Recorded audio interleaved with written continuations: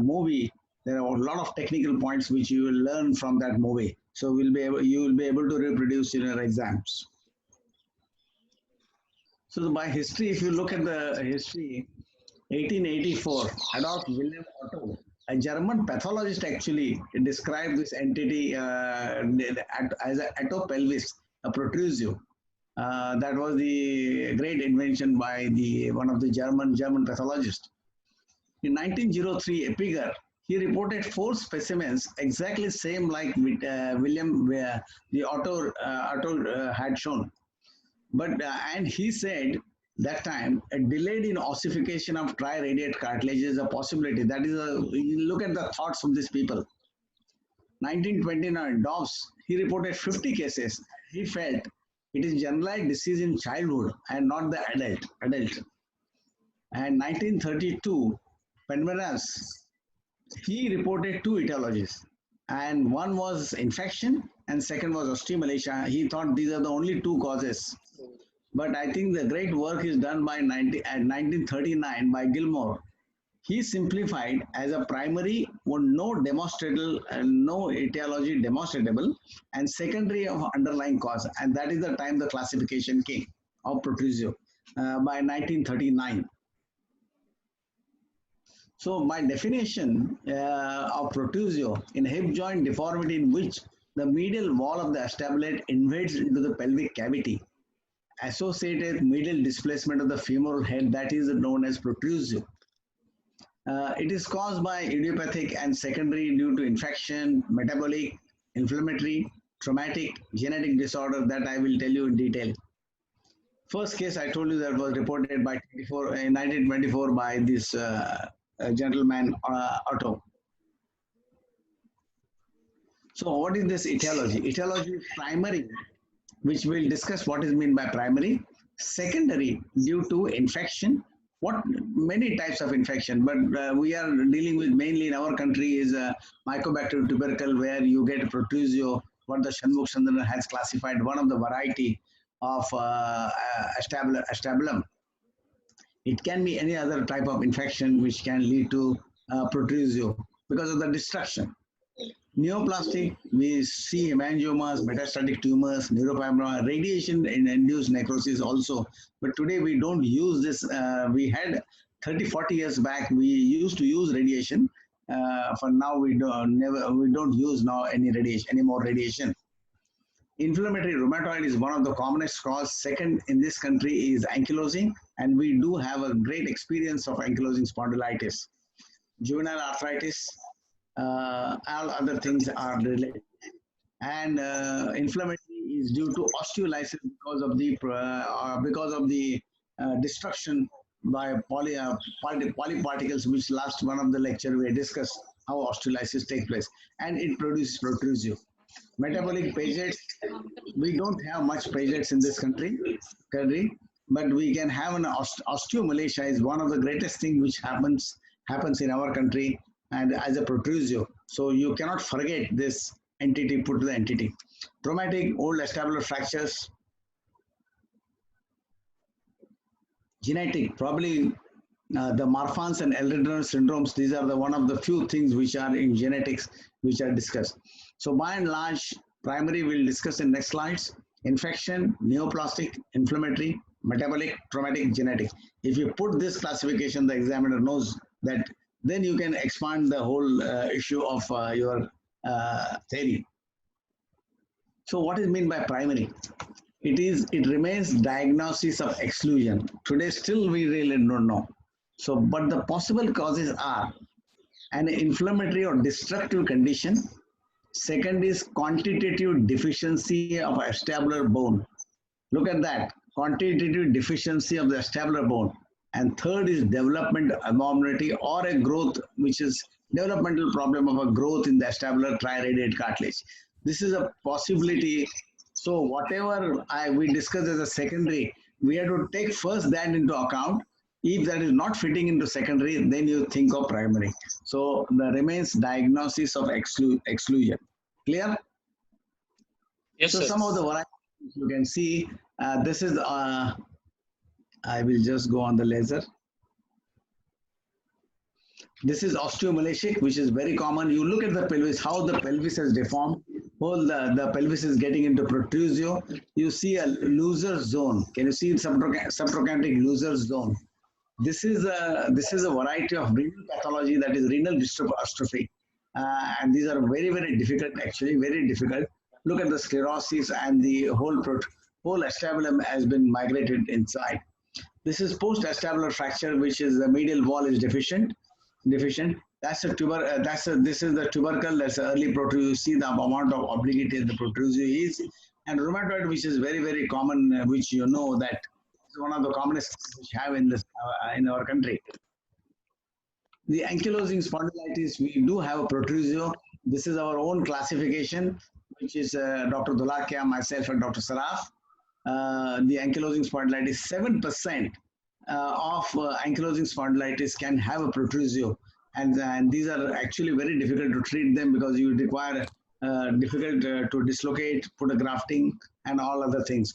So this is around 7% of ankylosing can have a protrusio.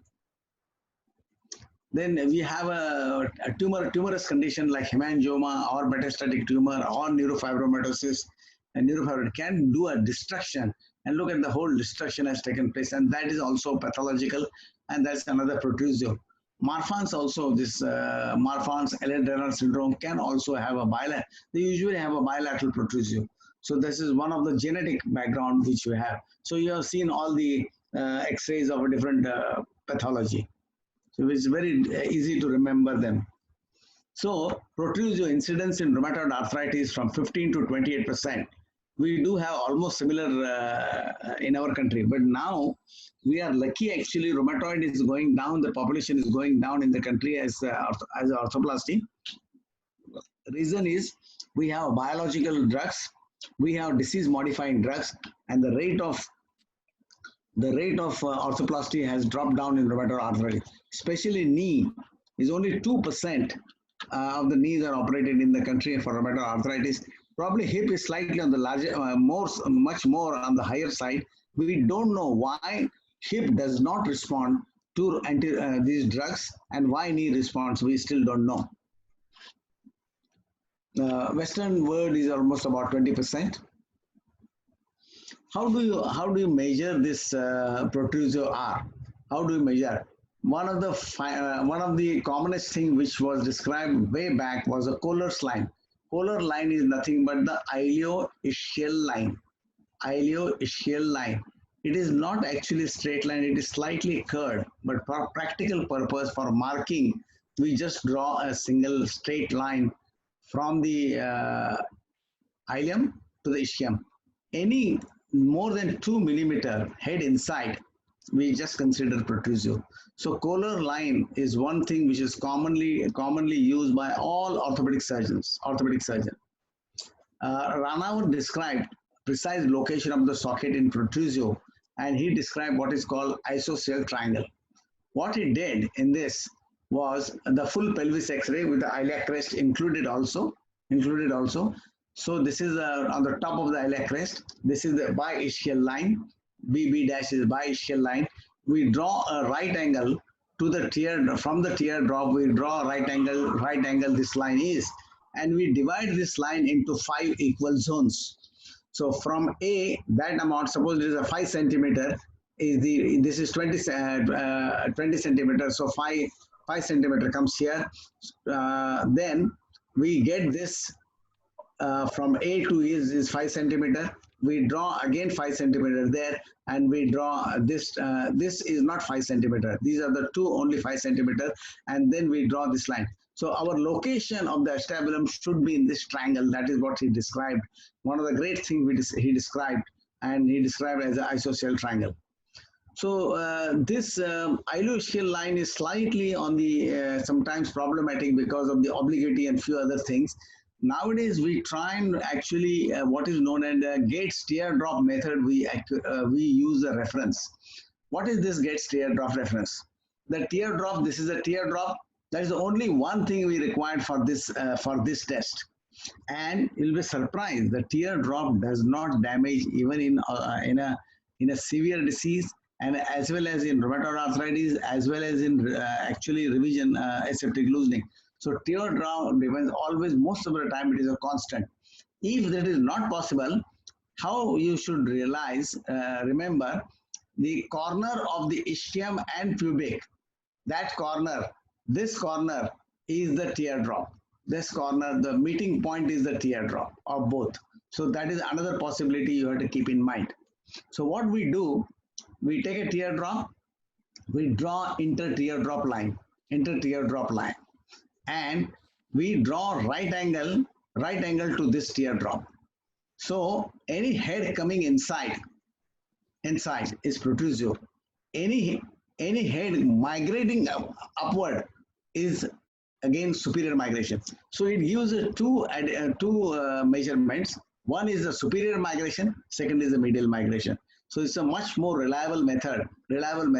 So you should mention three important factors in radiology: Kohler's line, Ranawat method of socket placement, and third is the teardrop method. That's most accurate for migration.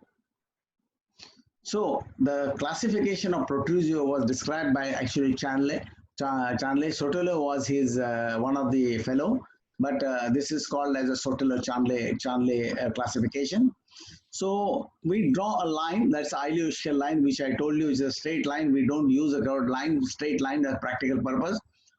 Any cup, any acetabulum, any head which is more than 1 to 5 millimeters, we call mild, 6 to 15, and more than 15 is severe. So these are the three varieties. These are our own patients actually from our group. So it is 1 to 5, 6 to 15, and more than 15 is called severe. So this is the way the classification you have to describe. This isosceles triangle which I already went through. So why this protrusio are a unique challenge? Because this is very important for you to write down. It's an abnormal bone. This is not a normal bone because either it's a rheumatoid or a pathological bone. It is always progressive disease. And third important point is disturbed remodeling. So abnormal bone, progressive disease, and disturbed remodeling. So all this thing together becomes a challenge for an orthopedic surgeon. Progression is usually gradual. Hastings and Parker reported 2 to 3 millimeter per year. Ranawat actually the first time he reported not only medial migration, he also reported superior migration. His work on rheumatoid was very high because he was a hand surgeon at that time, way back at 40 years back. And he used to get a lot of rheumatoid patients. That's the way he was interested in rheumatoid. Very rarely you get a rapid progression. We have seen 1 or 2 cases last 30, 40 years. We don't see much. Sometimes you get rapid destruction, but which is very rare. So most important is abnormal bone, progressive disease, disturbed remodeling, and always progressive, either superior migration, medial migration, and there is a combined migration. So natural history of rheumatoid. As the trochanter touches the acetabulum rim, the medial wall starts gradually healing. This is one example from our own patients. Look at this. And how do rheumatoid concentric reduction in the joint space is the important sign of inflammatory arthropathy, either rheumatoid, SLE, whatever you call. So one diagnostic feature of rheumatoid arthritis, concentric reduction in joint space with subcondylar cyst on the acetabular side and on the head side. Kissing cysts are always present. So 1990 X-ray, this is 92 X-ray, mild protrusio started. You see this is the medial wall which is now going in, and as the trochanter touches, the medial wall gets calcified. It stops actually progressing because there is no stress there now. So once it touches the lateral wall, it stops. So this is the natural history way back described in 1932.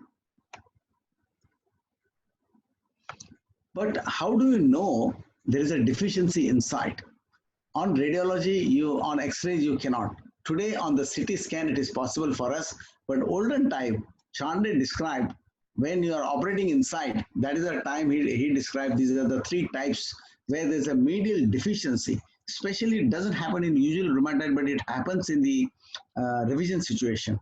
So difficult to quantify on X-rays.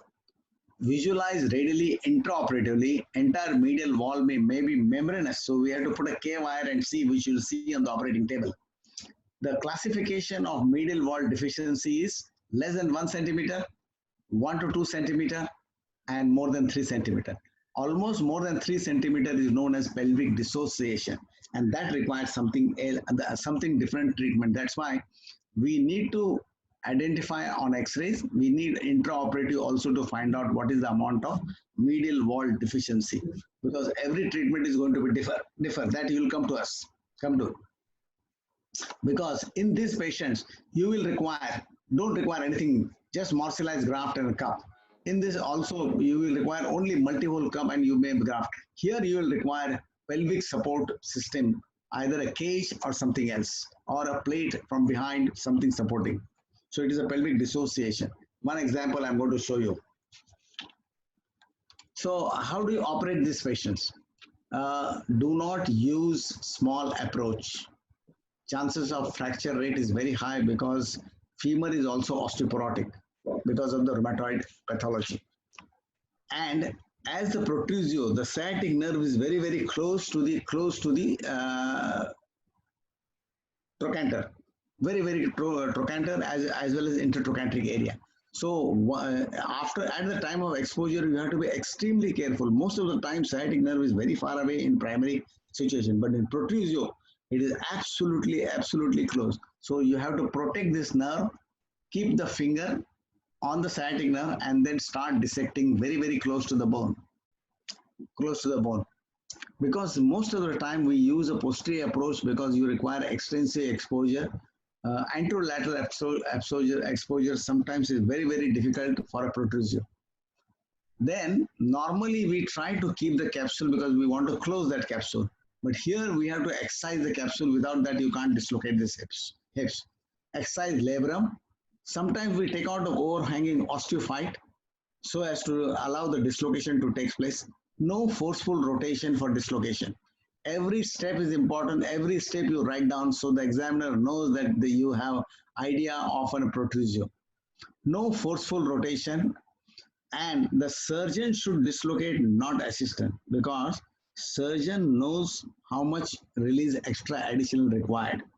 Because the assistant will not know, he will use his own force. Most of the time you are young people assistant and you'll use the force and you will fracture the shaft very commonly. So you start getting dislocate, release the capsule, release the rotator, go on gradually internoting flexion, go on rotation, break the inside fibrosis, and you should be able to see more than half the head. Then you can dislocate. If you cannot see, don't dislocate. You have to do subcapital neck osteotomy. That is an extremely good option, which on video I'm going to show you, so you will remember this.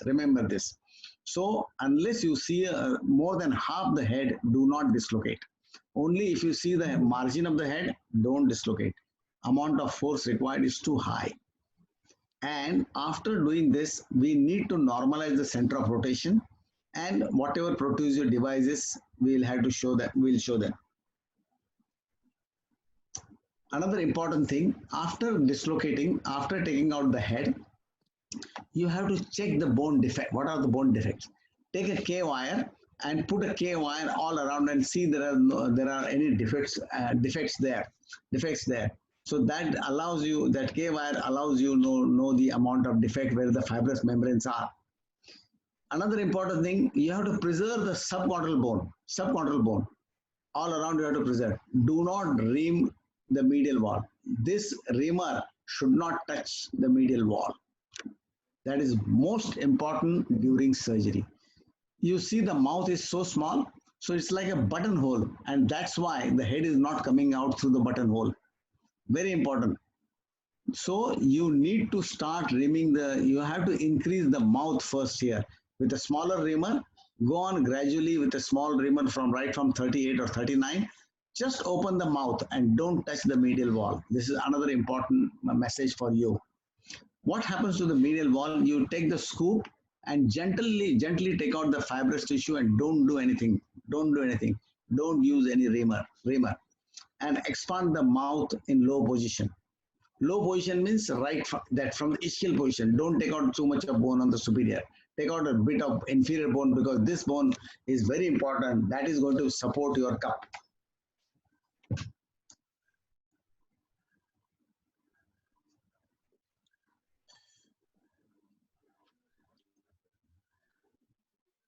So what normalization of you should do a normal center of rotation. Protrusio less than 5 millimeter. Reasonable medial wall, even no grafting required. But is more than 5 millimeter, you need to do a bone grafting, and this is morselized bone graft and not mesh graft. Not mesh graft, and probably best is to use a patient's own femoral head, which is available you for most of the protrusios. And if it is much more gross displacement, then you require grafting and additional fixation device either by cage or a posterior plate.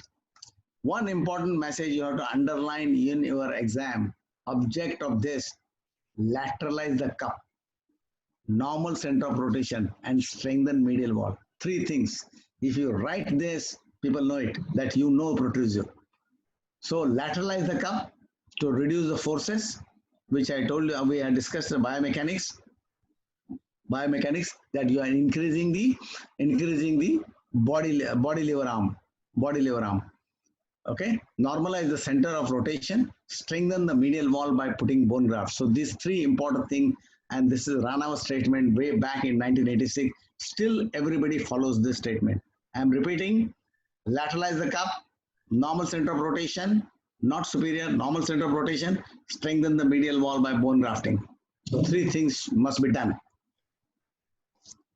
What about the cemented cups? Cemented cups, they did not do well. So today we do not do any cemented cup. So 50% failure of failure with a cemented cup. Any examiner asks you, okay, why not to use a cemented cup in the protrusio and rheumatoid arthritis? You need to tell them that the rate of failure is high. Reason is the subchondral bone is not good. There's only membranous bone. Second important thing, remodeling is not good. Remodeling is not, and there's a process is usually continuous, and that's why these cups do not do well. Because for cemented hip, you require what is called micro interlock. You need a good cancellous bone to get the interlock of the cement, and that's why we do not use any cemented cup in protrusio, especially in rheumatoid arthritis. This is another important message for you. But sometimes you very mild protrusio, you might see in olden time we didn't had a chance. So look at this. This is operated by my chief. That's a pre-op X-ray, and this is 20 years follow-up, and still okay. She lived up to 35 years. She died 2 years back. This lady died 2 years back. So in a mild rheumatoid where there is a good cancellous bone available, where there is not much, then you can do it in a population. But by and large, more than 5 millimeter protrusio, try not to do it. And this is our own example. That was a long-term follow, but look at this. This was a post-op. This was 79, bilateral 79 operated with trochanteric osteotomy, a rheumatoid patient, very young 28 years. And look at the 8 years follow, only 8 years. Look at this, whole cup has migrated up, whole cup has migrated medially. And look at this radiolucent lines. Whenever you get a radiolucent lines around the cup, that means it is a loose cup. So whole thing got migrated, whole thing started medialized. So cemented cup do not do well. Message to you. No, but uncemented cups are doing well, and we do a lot of impaction grafting, and sometimes we do a cemented cup. This is a Rosenberg study. It is not possible for every surgeon to do it. Only there are 3 or 4 surgeons in the world who have the best results like this, what is there. So it is called impaction, bone grafting, and cemented cup you can do. Wrightington also is to do this procedure. And Slough, one of the surgeon who has a lot of work on this impaction grafting and cemented cup. So this is 8 to 18 years, 90% survival. So when we saw this, we also did a couple of them. This is the way we to put a morselized graft and just a small cement layer, and then put a cemented cup, cemented with a flange cup, so that you can pressurize well. So I think it's a very technically highly demanding. By and large, I think most of the people are not doing this unless they are very expert. So we did a couple of them. This is one of the examples from our own series. This was this is a Protrusio of grade 2, and we just grafted and see the consolidation has taken place. But we stopped. Maybe we did only few of them. But by and large, I think the results are not that good. So uncemented cups are doing extremely well. This is one of the 7.5 years follow-up, only 2 cases of aseptic loosening. And today also the long-term results are very good. Now what we do, we put a martialized graft and we put a reverse reamer, which you'll see on the video. Reverse reamer. So these grafts are impacted and they are very, they just get packed inside very well. And over that we put an uncemented cup. So whenever I told you one example I'm going to show you, whenever there's a pelvic dissociation, look at the defect, more than 4 or 5 centimeters, more than 5 centimeters. We were not knowing that time, absolutely. So what we did at that time, we just put a martialized graft and put a multi-hole cup. Within 4 or 5 months, the whole cup went inside. So this is the patient who actually taught us. When there is a deficiency of medial wall more than 4 or 3 or 4 centimeters, one should not use this device of multi-hole cup or whatever you want to do it. Either you put a grafting cemented cup or a martialized graft and an uncemented cup. You should not do it. This will fail. And this is one example from our own series. So for these patients, you have to put a cage, and this is the type of cage you will see. So for a defect like this, either a cage or you have to put a posterior plate to support and then do something. Best will be a cage which bypasses from the ischium to the iliac and puts all medial side a nice graft so that it will get consolidated. So these cages will work for at least 10 years or plus, 10 years plus. But you have created a good bone there. So if the cage fails after 10 years, you can take out the cage and put another cup. That is possible, and I had done about 2 or 3 at Shalby, my own patients. So it is possible, so that you have created a bone. So another important thing, pelvic dissociation, no other cup, you need to put a cage. And this is one of the uncemented Protrusio of moderate, grade 2, and this is the uncemented cup. And look at this, look at how beautifully they heal. So heal. This is an 8-year follow-up of this lady. Something like this, Protrusio, medial walls, small fracture has taken place. So we have to know now. Today we are able to do the CT scan and find out what is the amount of defect. When I saw CT less than 1 or 1.5 centimeters, so I can use just a martialized graft. It is not, there is no pelvic dissociation. A very, very small defect. You can see here both the side, small defect of less than 1 or 1.5 centimeter. So this does not require any cage or any supporting thing. So what we did, we just put a multi-hole cup, grafted it. See how beautifully consolidated. Unfortunately, last year, I think this lady died after 6 or 7 years. The other type of, we discussed rheumatoid and ankylosing. The other type of protrusio are due to the orthoplasty. And either because of the osteomalacia or because of the total hip, because of bipolars can develop a protrusio because you are dealing with a high frictional torque. This is one example from our own group. Which my boss did way back in 1979. This is a protrusio. We just put at that time there was no possibility of uncemented cup. We had no idea of grafting. We didn't have anything idea. So it was a straightforward cemented cup. Cemented cup was done. This is a post-op X-ray, and this 17 years follow-up of this lady started going inside.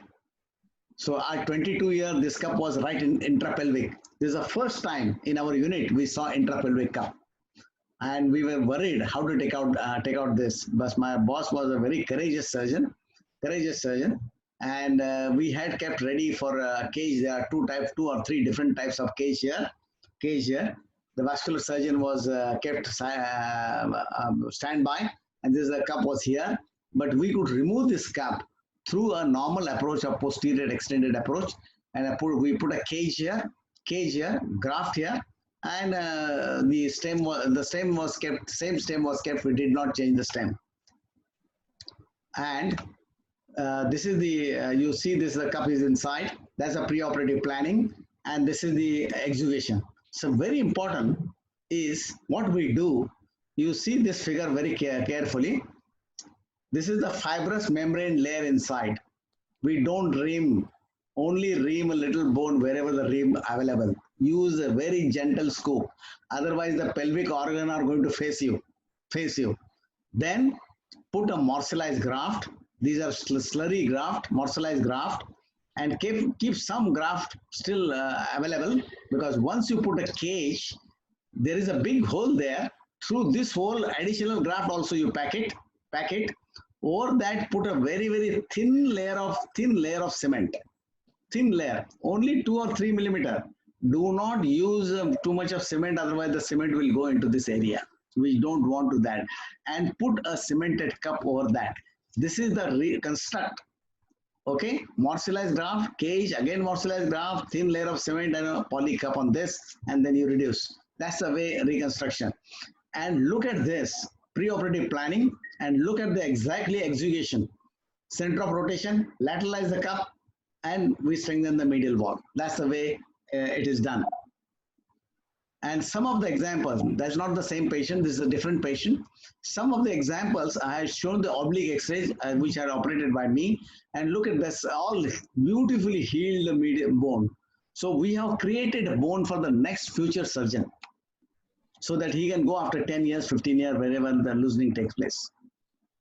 There's one more example of a non-union at this area, non-union, and the cage was put, rheumatoid, very high, low demand patient, and look at the whole healing has taken place almost about 8 or 10 years to this, 10 years. I just took out the cup and the stem, I kept it in the same tape. This is one example of another 5-year follow-up. Sometimes you have something like this bipolar, the osteolysis leading to, and then we can do this morcellized graft and a cup, and the stem was changed. This is actually almost 15 years has passed, and now this lady was have a recurrent dislocation, and recently she got a revision done. So in summarizing, good exposure, don't use mini approach, very important. Probably posterior approach is an extensile approach we should use. Anterolateral approach can be only used in a mild protrusio or very grade, just grade 1 protrusio. The identify bony deficiency, always it is more than radiology on the table. So you have to take a K-wire, try to find out where are the defects are. If the defects are too large, I told you, you might require some cage. A careful ream, only mouth. It is a buttonhole, a mouth reaming. Do not dislocate. If you do take the neck, do the neck osteotomy, which I sandwich osteotomy, which I'm going to show you on the video, how the hips are dislocated.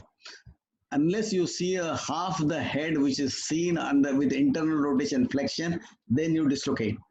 And if once you see the half head, then you can take out a little bit of posterior rim of the acetabulum, maybe 2 or 3 millimeter. It will facilitate the dislocation. You need to excise the capsule, not incise capsule. You need to do a lot of capsule release.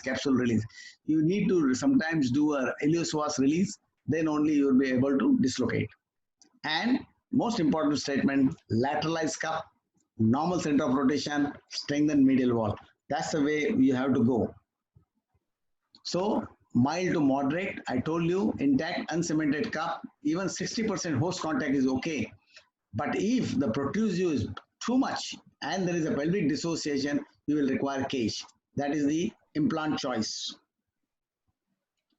I'm going to go through, share the screen again. Where do I go? Again, share the screen. Sir.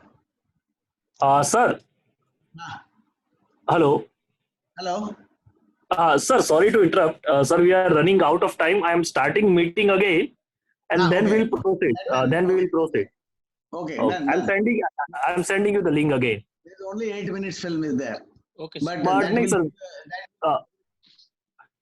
We are having just 2 minutes, so I'm starting the meeting again, sir. yeah. Okay, Okay. done. Send me Okay. the. Hmm.